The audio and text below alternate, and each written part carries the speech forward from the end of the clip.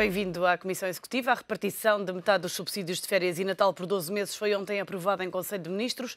Estava previsto que a medida só fosse aplicada a contratos por tempo indeterminado, mas agora o Governo quer que também se aplique a contratos a prazo. O Executivo aprovou esta quinta-feira, em Conselho de Ministros, a repartição por 12 meses de metade dos subsídios dos privados. Uma medida temporária, ou seja, que apenas vigora no próximo ano e que pretende atenuar os efeitos do aumento do IRS para as famílias, assim como evitar picos de tesouraria nas empresas. O Governo quer que esta medida se aplique a contratos sem termo e temporários. Neste último caso, é preciso que haja acordo entre a empresa e o trabalhador. E para poder acautelar o pagamento dos subsídios em duodécimos, as normas do Código de Trabalho sobre o pagamento dos subsídios vão ser suspensas. Esta suspensão prevalece sobre todos os contratos e instrumentos de regulamentação coletiva atualmente em vigor, mas fica salvaguardada a possibilidade sempre, a todo o tempo, de, para a frente, portanto, eu diria a partir da entrada em vigor do diploma, haver novas convenções coletivas em que as partes entendam dispor de maneira diferente relativamente a isto. Sobre a hipótese de esta medida de temporária passar a permanente, o Governo remete a decisão para os parceiros sociais. Adotar ou não adotar em definitivo, não apenas para 2013, mas em definitivo soluções deste tipo, é uma matéria que depende da concertação social. A medida segue agora para a Assembleia da República e o Executivo quer que seja aplicada já a partir do mês de janeiro. O Provedor de Justiça abriu um processo de análise à constitucionalidade de algumas normas do Orçamento do Estado para o próximo ano. Na base da decisão de Alfredo de Sousa estão mais de 700 queixas de professores do ensino pré-escolar e primeiro ciclo do ensino básico. Os professores põem em causa a constitucionalidade da medida do Orçamento que revoga o direito à aposentação antecipada. Mas o processo iniciado pelo Provedor, afirma a fonte oficial da Provedoria, vai incluir todas as outras queixas de inconstitucionalidade que derem entrada nos serviços, por exemplo, queixas apresentadas por reformados e pensionistas.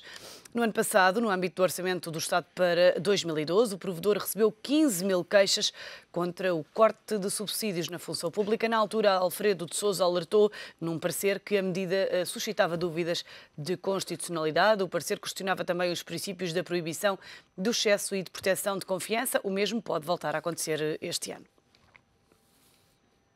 É um dos temas em análise nesta Comissão Executiva, com os comentadores do ETV, Taoufik Requibi e também Joaquim Miranda Sarmento. Aos dois agradeço a vossa presença nesta Comissão Executiva. Começo por si, Taoufik Requibi. Em relação a esta decisão do Governo de fazer o pagamento de metade dos subsídios de Natal e de férias no privado em duodécimos no próximo ano, é uma boa medida para minimizar o impacto da carga fiscal sobre o orçamento das famílias no próximo ano? Depende de que perspectiva. Pergunto-lhe a sua perspectiva. Parece-me que se trata mais de uma medida anestesiante, no sentido de fazer com que os trabalhadores não venham a se aperceber rapidamente da quebra que vão ter no seu poder de compra mensalmente, porque um mês de salário vai ficar diluído e que pode eventualmente compensar, não na totalidade, a quebra que vão ter devido à aplicação das novas taxas de IRS sobre os novos escalões, mas isto, no somatório, não vai impedir a redução do poder de compra dos próprios portugueses, o seu reflexo no consumo e, eventualmente, também no rendimento expectável por as empresas que trabalham viradas para o mercado nacional. Agora, olhando mais profundamente nesta questão do próprio orçamento do Estado, e se procuramos encontrar uma estratégia por trás, uma estratégia verdadeira por trás de toda a política orçamental, situando, obviamente, o memorando que foi assinado com a Troika, torna-se um pouco difícil de antever alguma estratégia clara. A única que eu vejo é uma estratégia de downsizing, aqui praticada frequentemente no meio empresarial, quando grandes empresas têm alguma dificuldade, que elas fazem, reduzem na sua dimensão para liquidarem no seu passivo e procurarem um novo ponto de partida, isto é, recuar 2 ou 3 passos atrás para ganhar balanço. Agora, o problema que existe é se nós vamos ter este balanço ou não. E vamos, na sua opinião? Eu tenho algumas dúvidas se nós vamos ter este balanço, porque o balanço só será possível se houver crescimento económico. Ora, tudo o que está a acontecer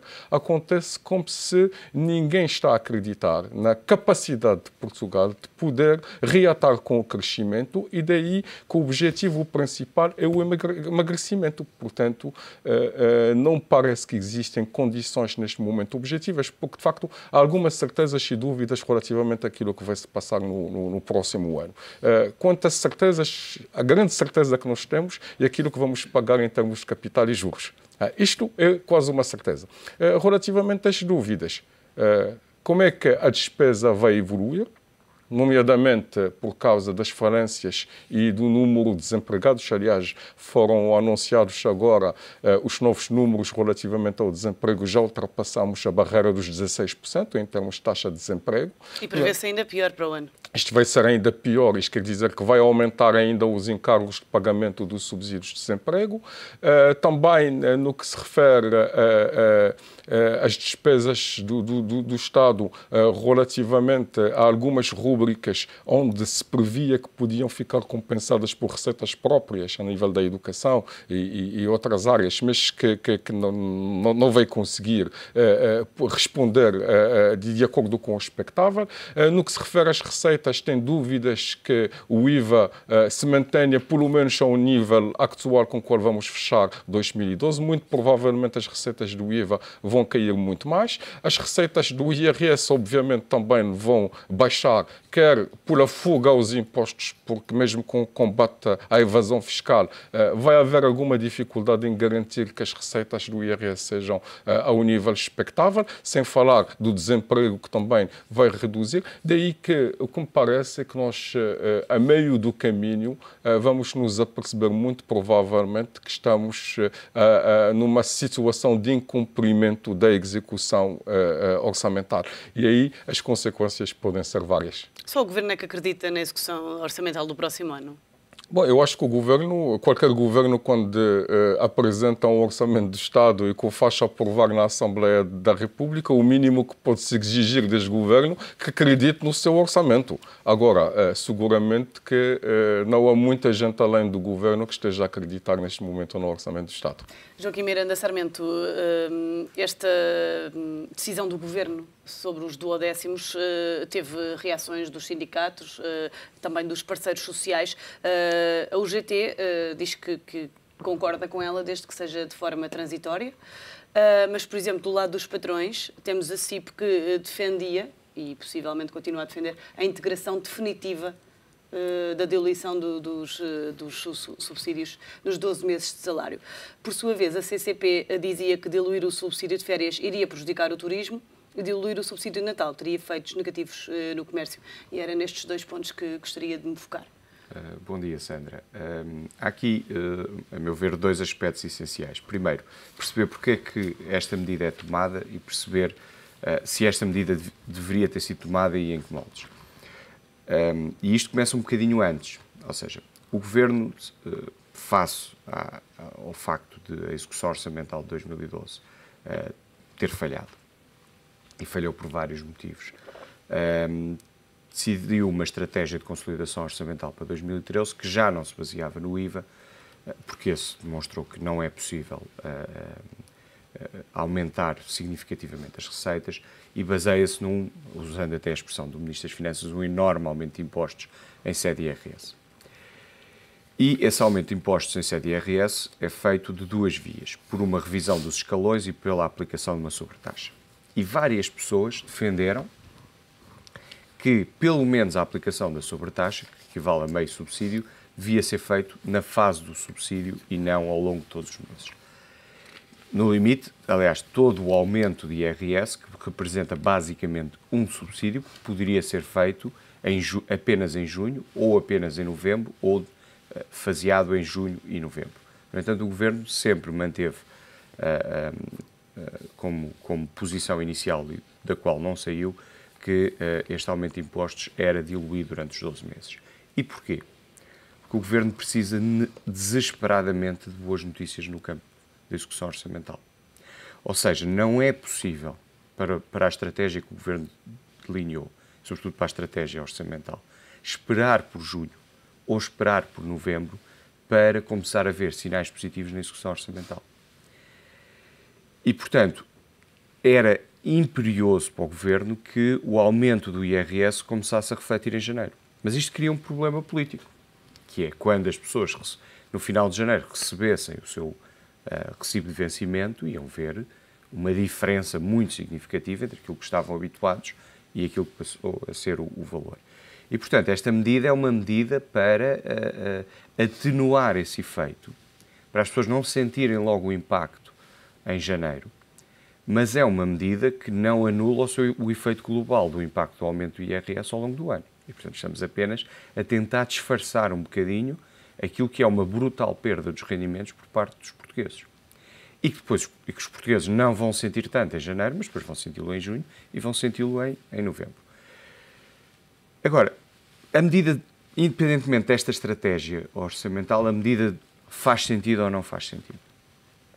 Eu devo dizer que, apesar de tudo, acho que a medida faz sentido. Aliás, eu acho que nós devíamos ter 12 salários. Mas faz sentido de forma transitória não, ou, não, por faz exemplo, sentido, definitiva, como faz defendia a sentido, CIP? Faz sentido do ponto de vista definitivo. Ou seja, eu percebo a posição da CIP e da CCP. Quer dizer, aqui a questão é porque é que faz sentido, na minha opinião, pegarmos naquilo que é o rendimento do trabalhador durante os 14 meses, dividi-lo por 12 e passar a pagar mensalmente. Porque isso significa que não há picos de tesouraria nas empresas em junho e em novembro. Ou seja, o fluxo de tesouraria de uma empresa, assumindo que não aumenta nem diminui os seus trabalhadores ao longo do ano, torna-se estável nessa componente, que para muitas empresas é uma componente bastante significativa nos seus custos. E, portanto, não há o problema de, em junho e em novembro, ter que ter o dobro do valor de remunerações para pagar aos trabalhadores. E, em termos de gestão de tesouraria, isto é uma simplificação bastante significativa. Agora, eu percebo a posição da Confederação do Comércio. É evidente que se as pessoas tiverem esse rendimento, e agora vamos ignorar o efeito do aumento do IRS, vamos admitir que não havia aumento do IRS e que, portanto, as pessoas passavam a ter um bocadinho mais de rendimento mensalmente. Quando chegasse a junho, ao período de férias, e quando chegasse a novembro, as pessoas não tinham o adicional. E, portanto, no primeiro ano de transição, é perfeitamente normal que haja, que esta medida tenha um impacto sobre o turismo no verão e um impacto sobre as compras de Natal em novembro. Mas isso são os efeitos de transição de um modelo para o outro. Agora, mas acha que isso é um mal menor? Eu acho que a médio prazo isso é um mal menor. É evidente que isto era uma medida que devia ter sido feita num período em que Portugal não estivesse sob uma recessão enorme como está. Portanto, aqui o erro da medida é ser feito num momento de recessão e não ter sido feito há meia dúzia de anos atrás, quando a economia não estava tão mal e, portanto, o impacto seria minorizado. E, por outro lado, ser feito não com a justificação de facilitar a tesouraria das empresas e por outro lado, facilitar também a gestão de tesouraria das próprias pessoas, mas ser feito com a justificação de atenuar, durante os primeiros meses do ano, o efeito do aumento do IRS. Permite só interromper. Eu concordo no essencial naquilo que o Joaquim acabou de referir. Evidentemente, esta diluição vai ser um pouco um constrangimento para algumas empresas que vivem da sazonalidade, essencialmente do Natal e das férias. Vai minimizar o prejuízo para as empresas que comercializam os bens de primeira necessidade, porque o poder de compra, ou a quebra no poder de compra vai ser atenuada. Mas é preciso ver que nesta diluição de um mês de salários em 12, pode ser o princípio da eliminação definitiva do 13º ou 14º mês. Pode ser o princípio, um índice para a sua eliminação futura. Porque se não houver perda de rendimento, isso não é... Evidente, mas para novos contratos de trabalho já podem ser feitas de uma maneira em que o novo contrato de trabalho já não prevê o 13º ou o 14º mês. Isto estou a falar do futuro. Evidentemente, estamos a falar apenas de meio subsídio que neste momento está a ser diluído. Mas, tendencialmente, vamos lá chegar. E passamos de 14 meses de vencimento anuais para 12 meses de vencimento anual. Aqueles que já têm contrato de trabalho estável e que já estão a receber a sua remuneração, provavelmente no total do rendimento não vão ficar afetados, mas para novos contratos de trabalho, essencialmente para novos investimentos que virão a Portugal, isto pode ter alguma consequência. O Joaquim dizia que terá sido um mau timing este do Governo tomar esta decisão, e há também quem defenda que foi um mau timing aquele em que o Governo decidiu falar da refundação do Estado Social. Vamos ter mais cortes nas pensões e possivelmente na educação e na saúde. Como é que olha para esta possibilidade de se pagar propinas durante o ensino obrigatório, antes de chegar à universidade? Repare, eu julgo que o Primeiro-Ministro, de uma forma um pouco antecipada, e falou destas questões e devia ter falado de facto dos cortes na educação, devia-se ter limitado a referir as principais rúbricas que constituem maior peso na despesa do Estado e deixar para mais tarde, quando tiver um plano estratégico específico em termos de corte, para anunciar especificamente quais serão os cortes que o governo português vai introduzir. Agora, evidentemente, se o governo quer reduzir 4 mil milhões de despesa, não pode evitar as principais rúbricas orçamentais e a educação é uma delas. Agora, é evidente que a educação tem um grande peso na sociedade portuguesa. A educação gratuita é fundamental, pelo menos até a idade mínima de escolaridade. O que o governo vai ter que fazer, se realmente a via é esta, é reduzir a idade mínima de escolaridade para os 16 anos, isto é, até o 9º ano, e passar a aplicar propinas a partir daí. Eu não digo que seja uma boa medida. Mas se o ensino é obrigatório até o 12º? Sim, mas eu acho que o governo vai ter que rever a obrigatoriedade da escolaridade até o 12º. Se ele quiser passar a obrigatoriedade da escolaridade até o 12º, continuar com a obrigatoriedade até o 12º, não vejo como no ensino básico e secundário vai introduzir um regime de propinas. Dificilmente vai conseguir fazê-lo. A não ser se mexe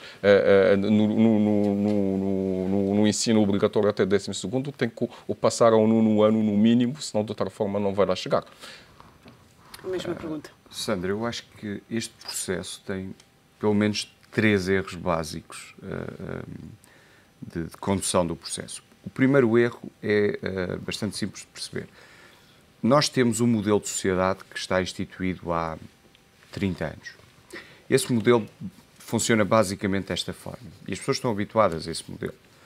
A saúde e a educação são gratuitas, ou são tendencialmente gratuitas. Existe um regime de segurança social que, enfim, tem vindo a ser alterado, mas que para muitas pessoas, de facto, consiste na sua sobrevivência. E no caso dos reformados, mais do que em relação a todos os outros? Sim, sobretudo no caso dos reformados, quer dizer, das pessoas que recebem reformas. Não acha que esses têm razões para se sentir defraudados com todas as medidas que aí vêm e com todas aquelas que já foram implementadas? Não. Alguns sim, outros não, e esse é um tema também bastante interessante. Mas, portanto, nós temos um modelo em que temos tendencialmente gratuito a educação, a saúde e uma segurança social que apoia os mais desfavorecidos e os reformados, e depois o efeito de redistribuição da riqueza está no IRS progressivo. Este é o modelo atual. Podemos concordar com ele ou não, mas se não concordamos, a pior coisa que podemos fazer é tirar ideias para o ar. Quer dizer, nós não podemos dizer aos portugueses, uma coisa é o Primeiro-Ministro vir dizer Portugal tem este modelo, o Governo acha que este modelo não é sustentável, o Governo não concorda com este modelo e, portanto, propomos este modelo diferente. E então vamos discutir qual é a estratégia do Governo e que modelo de sociedade e de Estado é que o Governo quer. Não foi isso que o Primeiro-Ministro disse. O Primeiro-Ministro atirou algumas hipóteses para o ar, que é, bom, e se o ensino superior passar a ser pago para algumas pessoas? Quer dizer, nós não podemos mudar o mainstream das pessoas. Mas o Primeiro-Ministro, com a responsabilidade que tem, deve atirar assim ideias para o ar? Não, quer dizer, nós não podemos discutir isto com hipóteses. Nós temos que discutir qual é o modelo atual e que modelo é que queremos. E evidentemente, eu imagino que o Governo tenha um modelo alternativo, como eu espero que o Partido Socialista tenha um modelo alternativo, e, portanto, aquilo que temos de discutir é a estratégia que cada ator e cada agente político tem em cima da mesa. Não pode ser ideias vagas, então agora, e se o ensino superior passasse a ser pago? E se começássemos a ter... Esse parece-me o primeiro erro. O segundo erro é que o Governo está a olhar, o professor Taoufik dizia, bom, 75% da despesa é áreas sociais, depois mais ou menos 10% é áreas, juros da dívida. Portanto, e os outros 20%? O Governo já olhou primeiro para eles, é que esses 20% representam 15 mil milhões de euros. E, portanto, convinha que primeiro houvesse uma estratégia clara para os outros 20% e o que é que pode ser poupado e só depois olhássemos para as áreas sociais. E há um terceiro erro, que é este plano, se é que ele existe, se é que isto não é um conjunto de boas intenções, ou um conjunto de intenções, este plano tem um único objetivo, que é cortar 4 mil milhões. Quando o objetivo deste plano devia ser reformar o Estado e melhorar a competitividade da economia. E já agora, porquê 4 mil milhões? De onde é que veio o número dos 4 mil milhões? É, curiosamente, igual ao ajustamento que Portugal vai ter que fazer de 2013 para 2014. Ou seja, já nem o Governo acredita que em 2014 vamos ter crescimento económico. Porque se tivéssemos um crescimento económico em 2014, o ajustamento não tinha que ser tão grande, porque havia o efeito do crescimento económico nas receitas fiscais. Muito rapidamente, antes do intervalo, e sobre as pensões? Sobre as pensões, repare, o que eu acho é que existem duas realidades nas nossas pensões. Uma significativa maioria dos nossos pensionistas vive com pensões muito baixas e têm que ser protegidos. Depois existem alguns pensionistas com pensões bastante elevadas, que beneficiaram de regimes extremamente favoráveis e que curiosamente são os que se estão a queixar e que não se apercebem ou não querem se aperceber que o regime que lhes deu a pensão foi alterado em 2007 e que, se fôssemos calcular a pensão deles pelo novo regime, ela era significativamente mais baixa. E, portanto, há aqui uma injustiça social de defender 50, 100 mil pensionistas que têm hoje uma pensão com base num conjunto de pressupostos e num regime de atribuição da pensão, que hoje, para aqueles que se estão a reformar agora, e já nem falo, estão a reformar daqui a 20 ou daqui a 30 ou 35 como nós, Sandra, é completamente diferente. E, portanto, esses senhores são privilegiados e, portanto, não podem argumentar descontámos e, portanto, temos direito à pensão. Eu, a Sandra, o professor Taoufik também descontamos e não vamos ter uma pensão para o mesmo regime contributivo tão elevada como estes senhores têm. Se é que no nosso caso vamos ter. Fazemos agora uma curta pausa nesta Comissão Executiva, voltamos já de seguida, continuamos a falar, mas de orçamento comunitário e também fazer um balanço das eleições da Catalunha. Até já.